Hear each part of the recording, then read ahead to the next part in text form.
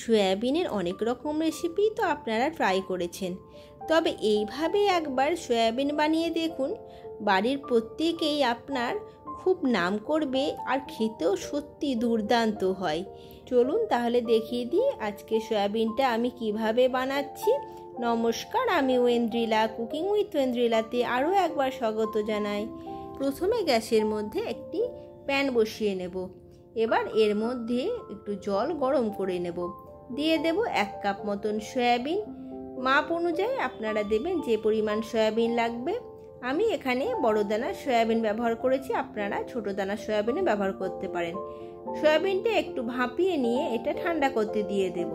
ততক্ষণে একটি প্যানের মধ্যে নিয়েছি 2 টেবিল স্পুন সাদা তেল। এবার দিয়ে দেব একটা বড় সাইজের পেঁয়াজ। পেঁয়াজটা একটু ভাজা হলে দিয়ে দেব 1/2 ইঞ্চি মতন আদা। এটাও হালকা করে ভেজে নেব। দিয়ে দেব একটা মিডিয়াম সাইজের টমেটো দিয়ে সামান্য পরিমাণে নুনও দিয়ে দেব, যাতে টমেটোটা খুব ভালোভাবে গলে যায়। এবার একটু লাল লাল করে ভেজে নেব। মশলাটা আমার ভাজা হয়ে গেছে। এবার একটি মিক্সিং জারের মধ্যে নিয়ে একটা স্মুথ পেস্ট বানিয়ে নেব। আবারও ওই প্যানের মধ্যে আমি নিয়েছি 2 টেবিল স্পুন সাদা তেল। তেলটা একটু গরম হলেই সয়াবিনটা আমি ভেজে নেব। সয়াবিনের জলগুলোকে খুব ভালো করে আমি চিপে নিয়েছি, যাতে সয়াবিনের মধ্যে এতটুকু জল না থাকে, সেদিকে কিন্তু লক্ষ্য রাখতে হবে। গ্যাসের ফ্লেমটা একটু হাইতে রেখে সয়াবিনটা হালকা লাল লাল করে ভেজে নেব। সয়াবিনটা আমার ভাজা হয়ে গেছে। এবার একটি বাটির মধ্যে নিয়ে নিয়েছি। এবার এর মধ্যে দিয়ে দেব 10 থেকে 12 কোয়া রসুন। রসুনটাকে আমি থেতো করে নিয়েছি। এবার দিচ্ছি 2 টেবিল স্পুন জল ঝরানো টক দই। এই রসুন আর টক দই দিয়ে সয়াবিনটা 20 থেকে 25 মিনিটের জন্য ম্যারিনেট করতে রেখে দেব। এটা যতক্ষণ ম্যারিনেট হচ্ছে ততক্ষণ একটা প্যানের মধ্যে নিয়েছি 2 টেবিল স্পুন সাদা তেল।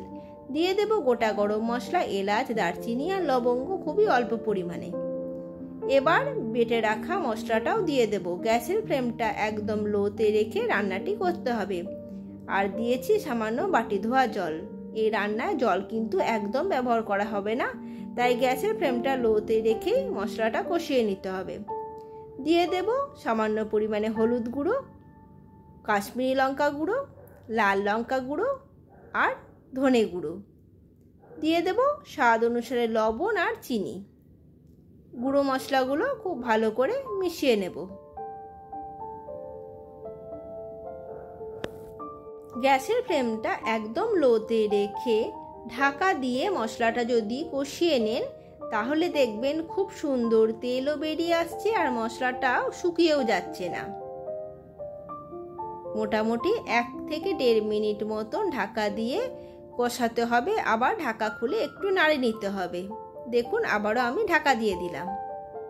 এইভাবে যদি মশলা কষানো হয়, মশলাটা কিন্তু খুব ভালোভাবে কুক হয়। মশলাটা ভালোভাবে কষানো হয়ে গেছে। এবার ম্যারিনেট করে রাখা সয়াবিনটা আমি দিয়ে দেব।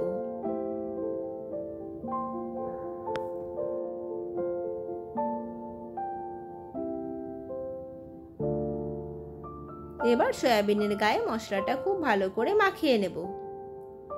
গ্যাসের ফ্লেমটা লোতে রেখে মনে রেখে রান্নাটা করতে হবে। গ্যাসের ফ্লেম একদম কিন্তু হাই করা যাবে না। আবারও 1.5 থেকে 2 মিনিটের জন্য ঢাকা দিয়ে দেব।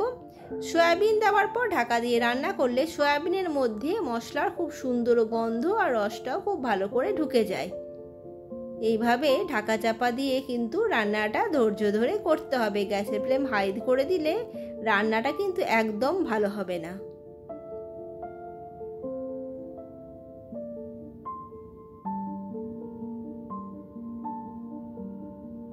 দেখুন কত সুন্দর তেলও বেরিয়ে এসেছে। রান্নাটি একদম রেডি হয়ে গেছে। এবার ওপর থেকে ছড়িয়ে দেবো ফ্রেশ ক্রিম। এটা অপশনাল, যদি আপনারা ব্যবহার করতে না চান তাহলে স্কিপও করতে পারেন, তবে এটা দিলে একদম রেস্টুরেন্টের মতন কিন্তু খেতে হয়ে যাবে। একবার বাড়িতে অবশ্যই ট্রাই করে দেখবেন। আশা করছি আপনাদের ভালো লাগবে। ভালো লাগলে আমাকে কমেন্ট করে জানাবেন আপনাদের কেমন লাগলো, আর লাইক ও শেয়ার করে দেবেন। পরবর্তী ভিডিওতে আবার আপনাদের সাথে দেখা হবে। আজকে এই পর্যন্তই। ততদিন ভালো থাকবেন, সুস্থ থাকবেন। ধন্যবাদ।